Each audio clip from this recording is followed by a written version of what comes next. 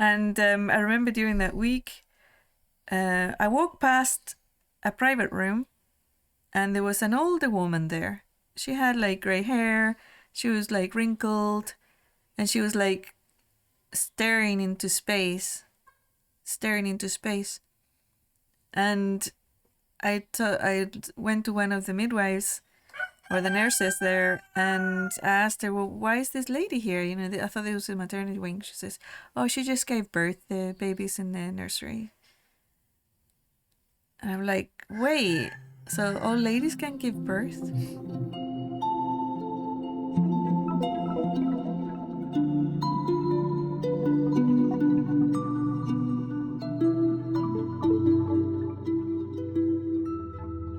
Welcome To another episode of Driving to the Res. with your favorite hosts, Larry and Inelia. wonderful June 2024. Actually, it's July now, but It is July.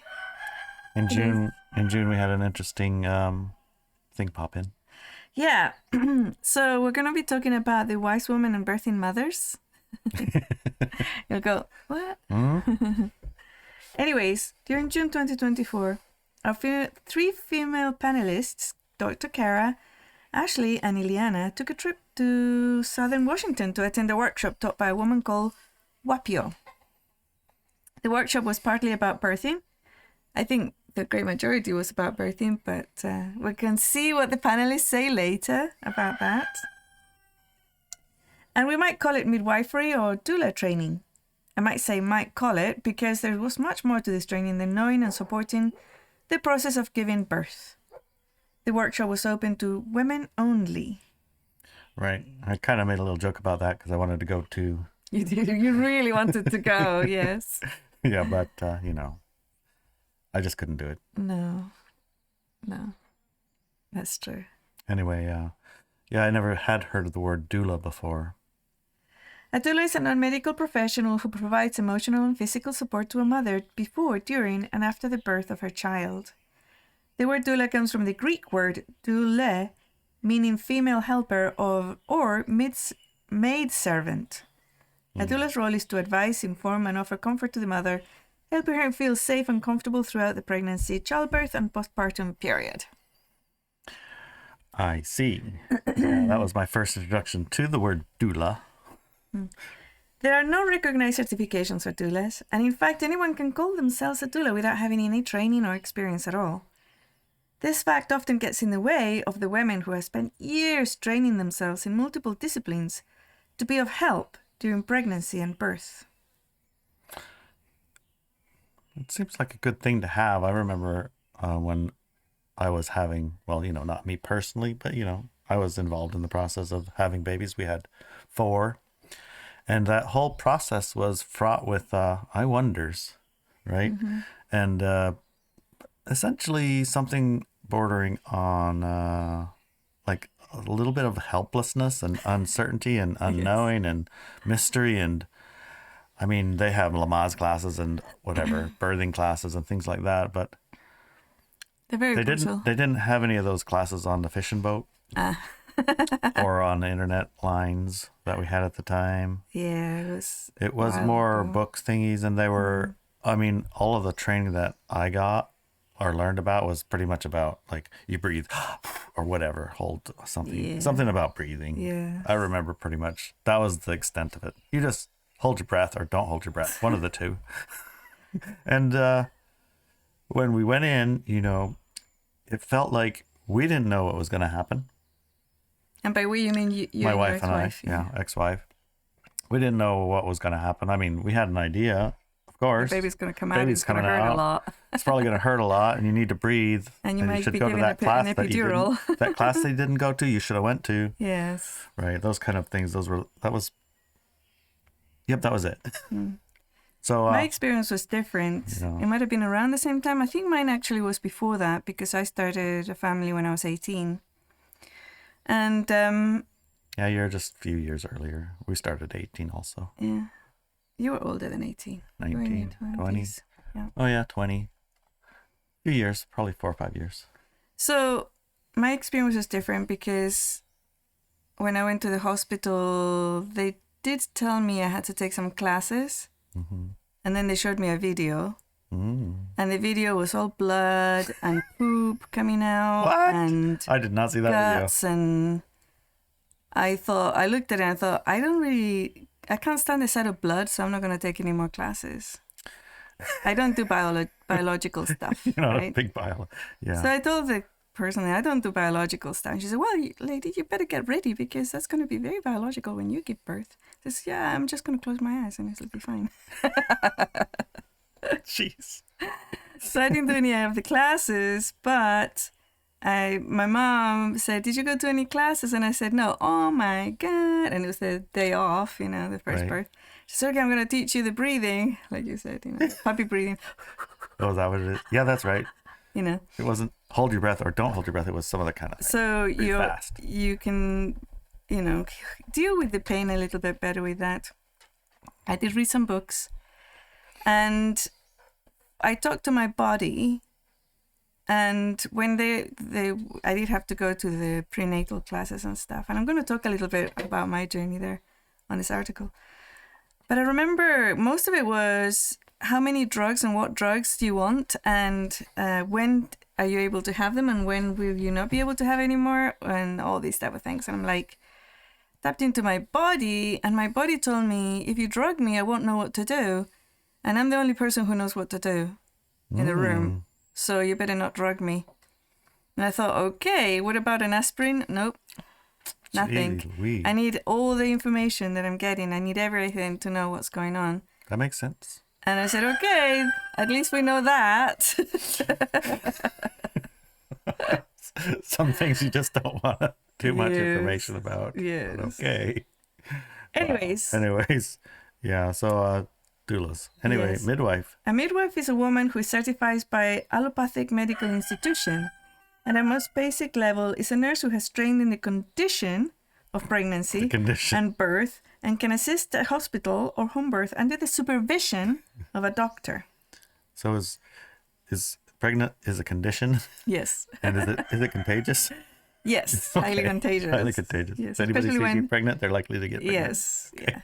Either way, women who have spent a lifetime educating themselves, training and practicing the skill of birthing babies are still named after and classified as not quite qualified to be called an expert or a master of their field. They cannot legally be in charge of a pregnancy and birth, at least not in the United States. Right. That's a bit of a strange thing. Somebody has to be in charge of it. A doctor. They have to be the boss of it. I remember that was the one thing I depended on was what the doctor said. But in our births, literally there was like the doctor you might see once for like 2 minutes. Yes. It's like, when are you going to tell us what to do, doc? Yeah. It's like, I'm busy. Yes, exactly. Very strange. Either way, women who have spent a lifetime educating... Oh, yeah, so... all right, how to find the correct training that contains the expertise and skills needed to ensure a safe and amazing experience for the birthing couples. And then how to practice those skills in a way that is considered legal in our power over others and profit-based medical paradigm. These are questions I have asked myself since the birth of our first baby, Daniela, nearly 4 decades ago. That was an adventure. Your Yes. first birthing. Yes, yeah, I know. At the tender age of 18, I entered the hospital expecting good things, only to be told that they were going to be doing a forced abortion due to my congenital heart condition. Forced abortion, really? Yes, I had no say in the matter in England. The doctors were required by law to save their patient, me, and to do that they had to get rid of the pregnancy. That seems to be a common enough theme in the old shows, the telenovelas. They're having a baby and the baby's coming and then it's like not coming and then it's like, okay, you have to decide. You're saving the mother or the baby. Yes. So in England, they just made it a law. It's They like, made it you a don't law get to the say, choice. yeah, because according to the English law at the time, a fetus was not a live person Okay. until it was born. And before that, it was just a fetus. It was a condition. It was a condition. Okay. So the patient was me. The only live person in the room was me, and I had to be saved. Long story short, from that moment, I went to war during my pregnancy and the birth of my first baby. Needless to say, you didn't agree with their treatment. No. During labor itself, the women in the room, the allopathic trained midwives, tried to force procedures I did not want.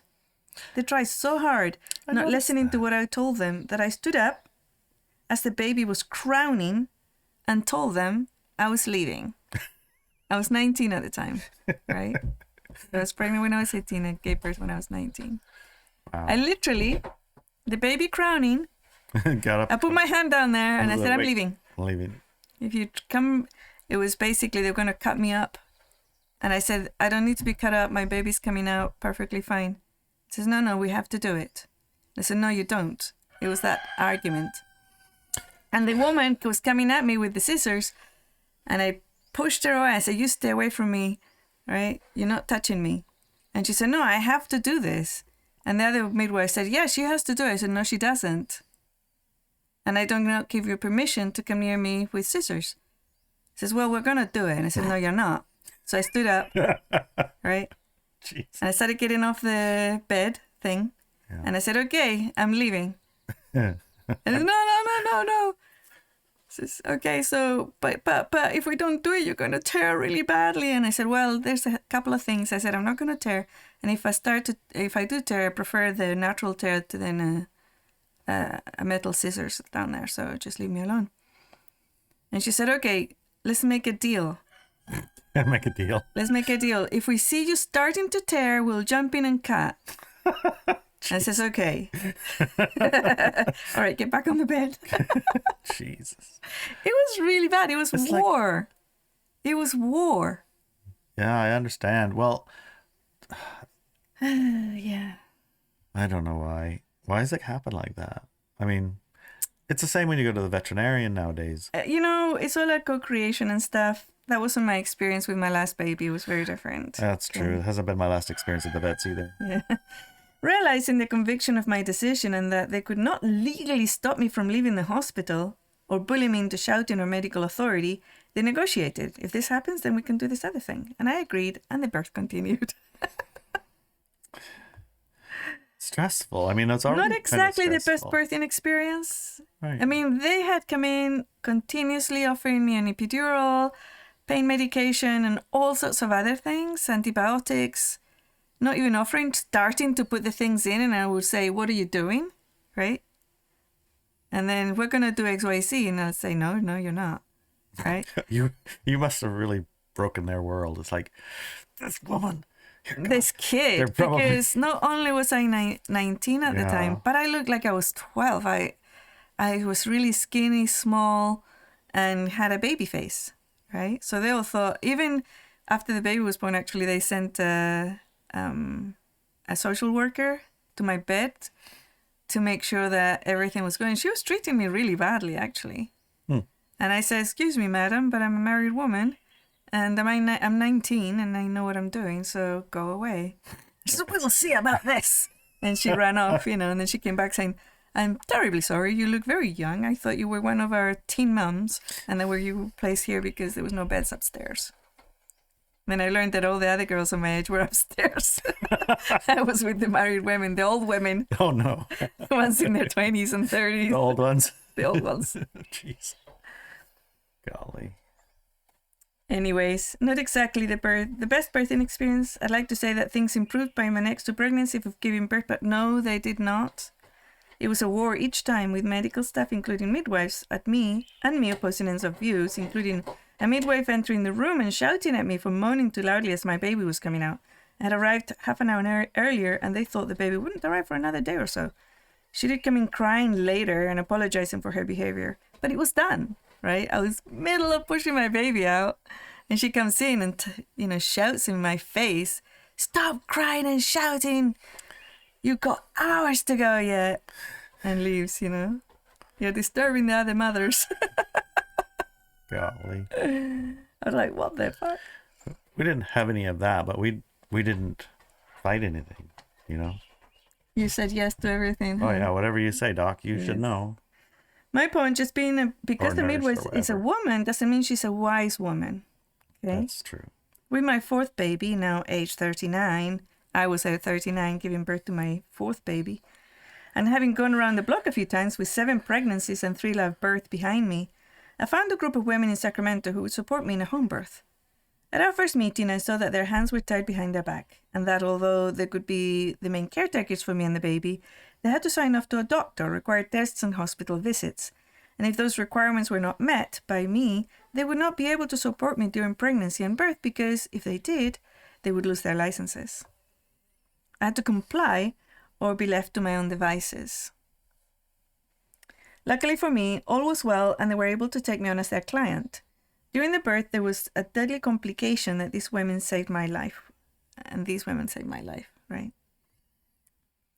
I felt loved, cared for, safe, relaxed, and surrounded by my team. It was the only birthing experience I had where I was not at war. I will forever be grateful to these women. The father and my adult son, who lived with me at the time, were giving classes and educated on what to do during the birth if they were not able to arrive in time, if the midwives were not able to arrive in time. Plus what to do during the pregnancy itself to support the mom. When my firstborn, now an adult woman, herself started a family, these women took care of her and her 2 babies. I was present for both these births, and there was no war there, only love, light, and a level of wisdom rarely found in our society. They are indeed wise women. When our driving to the rest expert panelist Ashley shared that she wanted to become a doula or a midwife, this is what I envisioned for her. This is what, to me, is the energy needed by a couple during the birth and their baby. The energy of real wisdom, support, and happiness needed by mom during her pregnancy and birthing. After much searching, she found Whapio and her team of wise women. When reading about Whapio, it felt to me that she and her team embodied the energy I had experienced with my midwives in Sacramento. I wondered, though, why do the retreats happen in a barn and not in a palace? Yeah, that was a funny part, right? Yeah. Because that was something they shared a little bit about.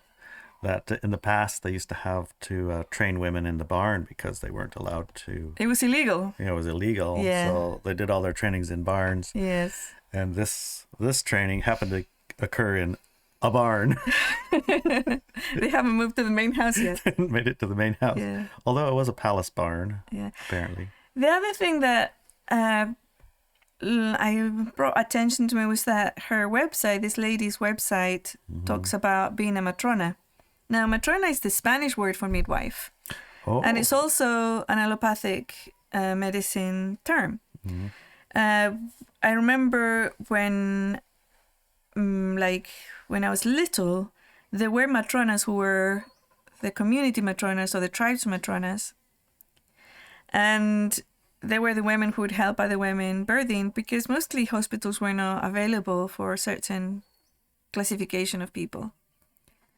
And I also remember that having looked at the word matrona, it came from Latin, and it meant a married older woman with children herself. So a married woman with children herself was considered to be mature and wise of things that other people were not. And then she gained the title matrona. And it was that, from what I remember, that name was not given to women, even for birthing purposes, unless they were married with children themselves. And I emphasize the married part because, yeah, it came from the Latin and it was like, that's how it was carried through.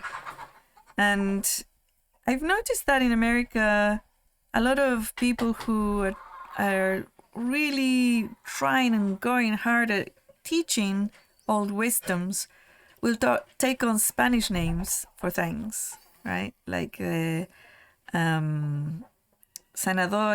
or sanador or brujo or matrona, like curandera, curandero. All these words are actually Spanish words. And they're not like any different to healer and midwife and all these things, right? They sound pretty authentically, But it's a way to break through that programming, I think, in this language. But if you said that in Spanish, it wouldn't have the panache. No, it wouldn't. You have to use a different word. Midwife and midwife. healer. That would sound better. Yes. In Spain. That's hilarious. I remember they went through a few research trainers, right? Yeah. before I selected the one that they selected, and it wasn't it was a strange part, that picking, because Ashley would find one and then start researching it and then share with us, the rest of the panel, what about this one, what about this one, and then we would all look at it, and then for us, for sometimes it's like I look at it, we're like, oh geez, what about that, what about that, what about that? And I think when you become enamored with an idea, then you have less ability to see those. You kind of ignore the red flags because you want something so bad Yeah, and there's nothing yeah. else, right? Or you think there's nothing else. You It's think like, this is the one, the Right. best one, the only one. Right. Yeah. But that's why I think it's important nowadays to have a team of high Yes. frequency individuals To look that with you you. work with and you work with regularly, Yeah. whose opinion you can listen to and hear, right? Yeah, and you can look with, right? Look with, Yeah. right? Because even if you have you could have a team of like low frequency helpers, right? Basically, Yeah. it's like, is this the one we should go to? Well, is there a bar there? Is there a bar there? Does it have a casino? Well, then that's a good one. Oh, gosh. You know, Yeah. you got to be careful what you who you put into your team, right? Yes. Because even in a midwifery world, you know, there are plenty who are completely indoctrinated with the old system. I mean, the old system has, despite its shortcomings, has produced a lot of babies, right? All of mine came that way. And I don't think that the babies that result, it's the experience that was orchestrated, you know, like yours was a fight and a battle, right? You were in battle, and we were in it was always some life threatening something or other, right? In the way is like, we have to do a C-section or else it's going to be a disaster. Yeah. And then after a couple of those, my ex-wife said, no, I'm having this one regular. I want to at least have one baby the right way. And they were like, no, you can't. No, you've had to see, you can't do that. It's like, but I'm going to. And they said, okay, but if, just like you said, if something happens, we're gonna. It's like, no, you're not. I'm just gonna do it. Yeah. And that it went fine. Although for me, it was more stressful. One of the things that I noticed about the report that the ladies gave about their retreat workshop was that they felt that it wasn't man-hating, man-bashing. Right. And it's like one might think that a lot of these women-only things start man-bashing, and it does happen a lot, actually. I've seen it. But they said it didn't. However, they did inject a little bit of information around that men are not actually necessary to make a baby, which I thought, is still there. That's unfortunate. However, they came back with the fact that men have to realize that when the woman is going into birth, they're the one in charge. They have to provide this safety, the support, and be the guardian. And the woman hasn't got to be the one who's defending herself and her baby. It has to be the man. It has to be in between, right? Right. You do what I them. say, right? You do what I say. And there's even legal words that the couple can learn. They're going to the hospital, because a lot of people do feel better going into hospitals to have their baby. Right, and They're going to the hospital and they say these words, legal words, and then the whole team and the entire thing changes because it tells them at a legal sense what they're expected to do. And even when I was a young woman, even as a little woman, a young kid, I did go into hospitals and I would kind of take over, It's like I would enter the room with the patient and I would examine everything and question everything, and then talk to the family and say, do you want your whatever to have this and this and the other? And they said, well, the doctor said they needed it. And so I would say, so what does it do? Do you know what it does? No? Okay, find out. Find out what it does. And then they would find out what it does, and then they would start regulating their family members' medication with knowledge. Yeah, So right. it's like, and it's the same with birthing, I mean, what they're offering, and you have to understand that in a hospital, it's for, what's it called, that type of medicine? Trauma medicine, right?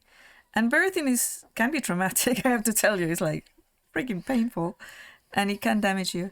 So sometimes the best place is the hospital for you. But when you go in, you have to understand that they're in a schedule, and they have to get you out of there at a certain time. And if you have so much money and no more, you're left on the side. Many hospitals will function that way, in the United States at least. And therefore, you need to be educated about what you want out of that hospital. What do you want out of it? Yeah. So on my third child in a hospital, I wanted a home birth in England, and they didn't have those.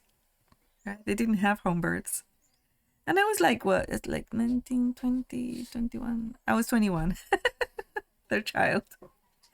And I wanted a home birth.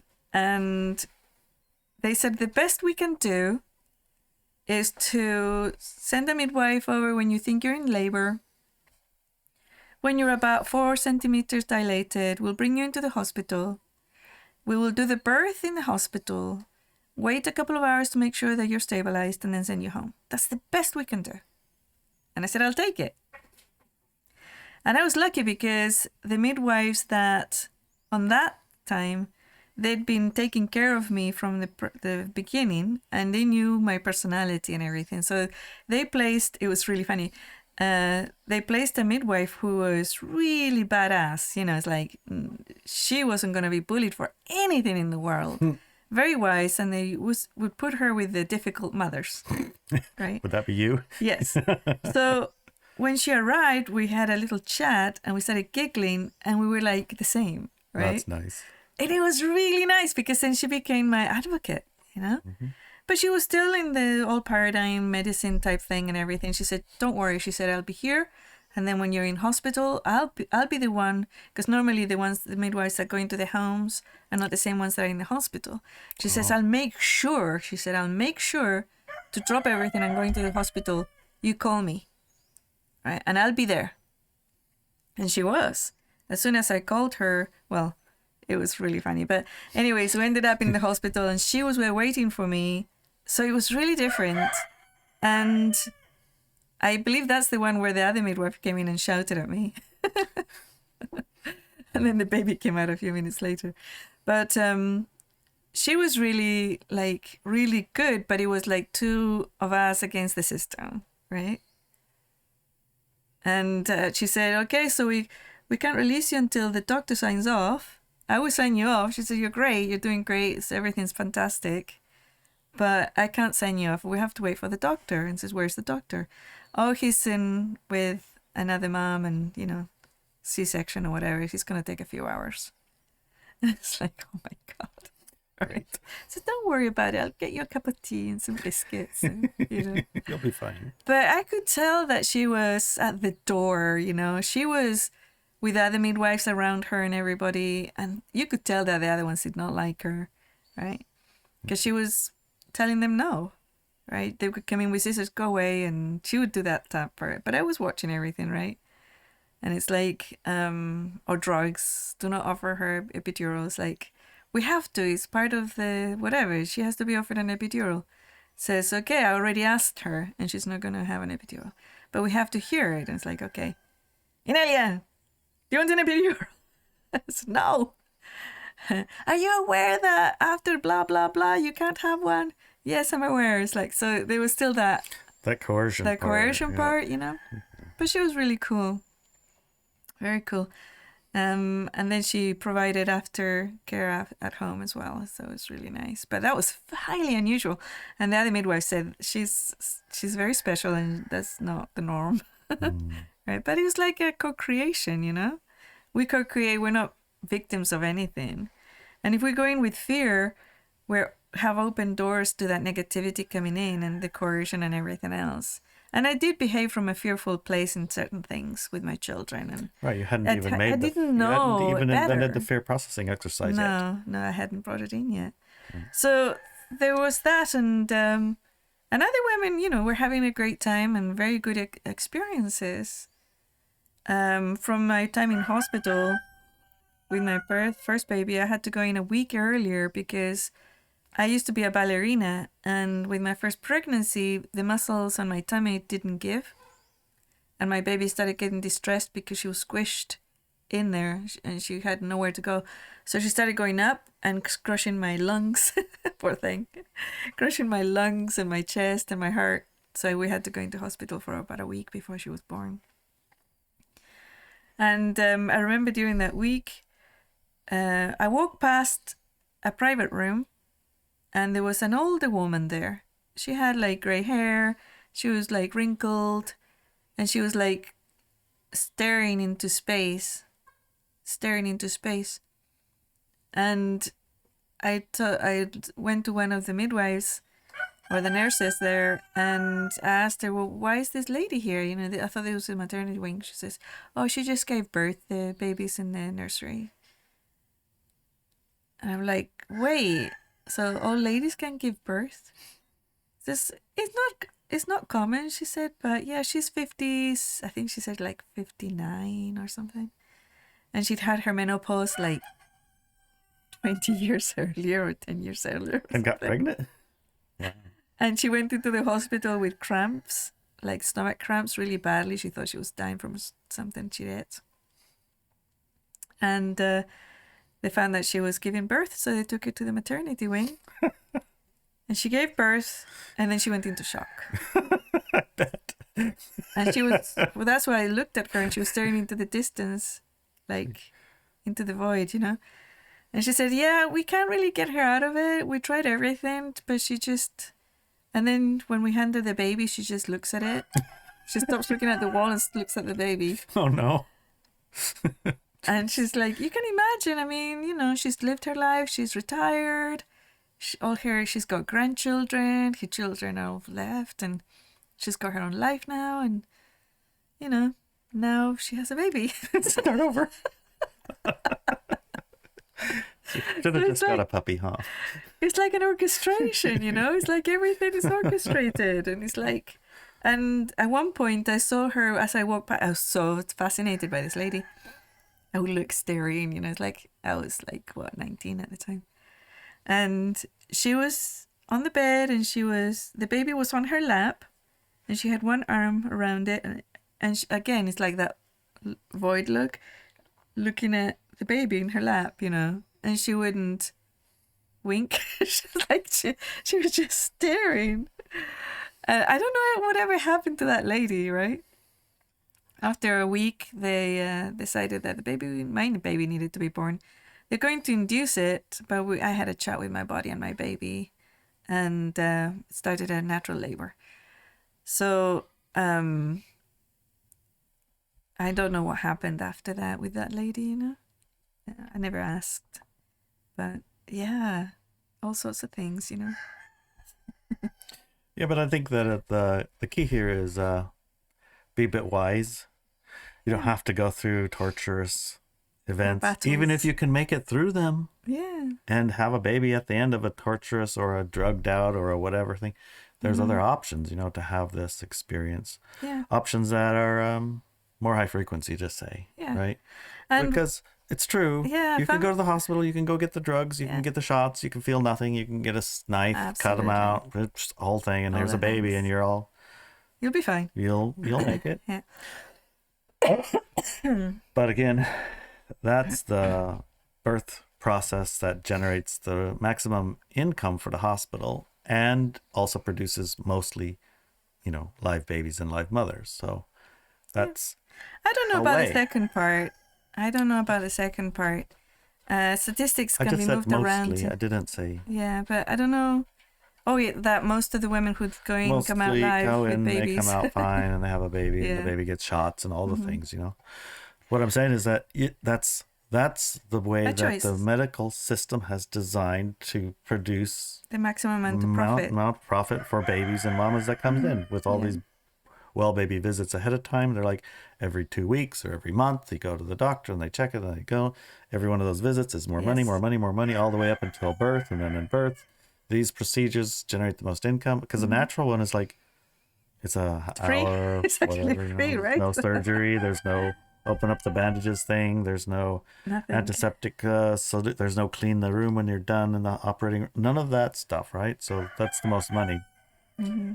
And I know, I mean, it isn't the most comfortable way for a woman either, because afterward, I remember after the C-sections, it was like way major harder to surgery. recover. Your whole stomach is sliced, and It's it's major like surgery. very, very, very uncomfortable. And the regular birth way was way better for, The I mean, a recovery. little bit tougher for the giving the birth part, but a lot better after. Right. No, I mean one of my one sister-in-law, from my brother's wife, she went in with the set mind that she was gonna have a C-section. She wanted the baby to be born on a certain date. Yeah. So The only way to make sure was to C-section, so she booked it and had a whole thing. And the one of the things was also that she didn't want her vagina damaged, right, through a natural birth.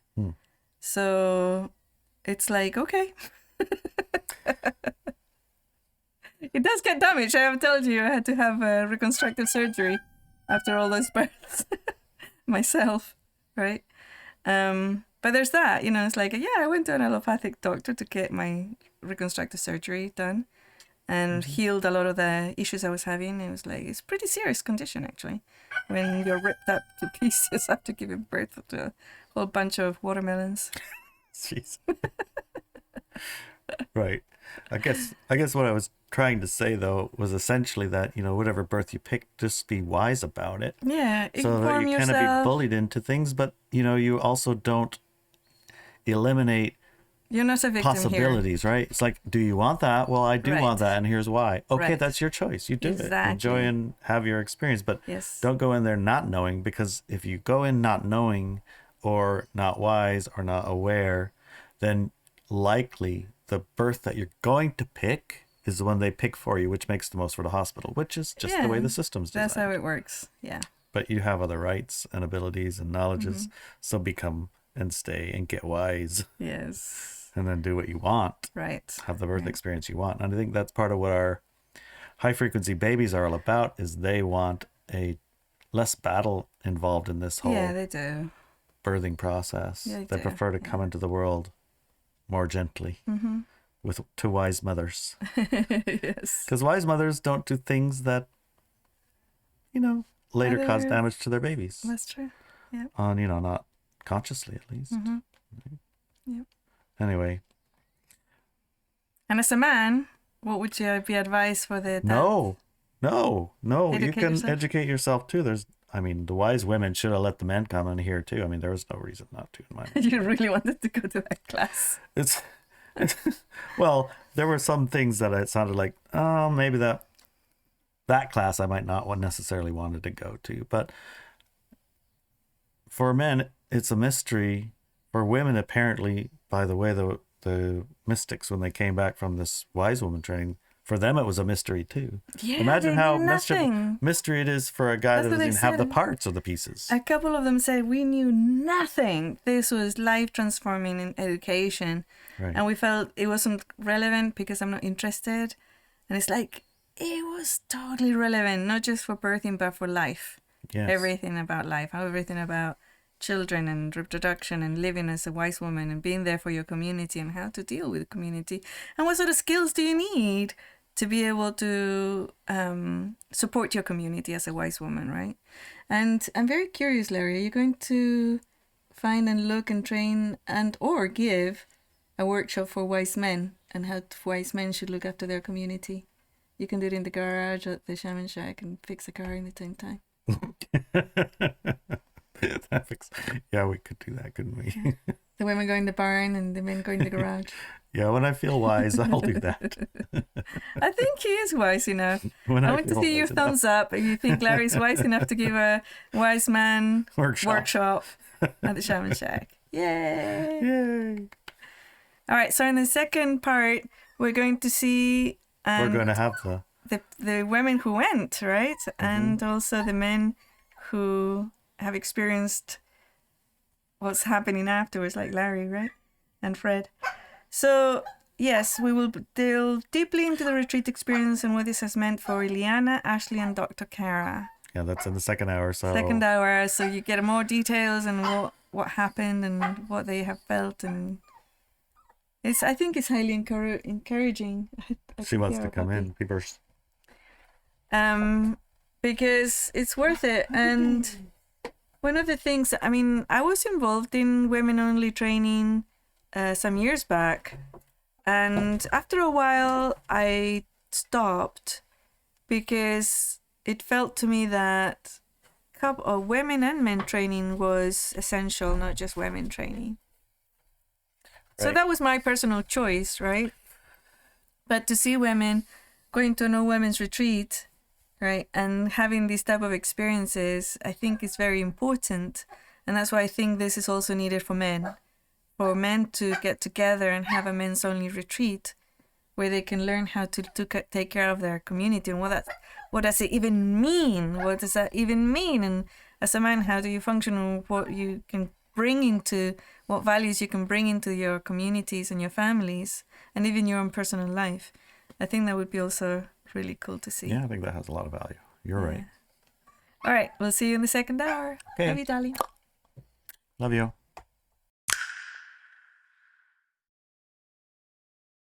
And the only time at the end of the movie when they were able to win, when they won, and they were able to defeat all these demons and everything, was when the entire community of women in the village got together, right?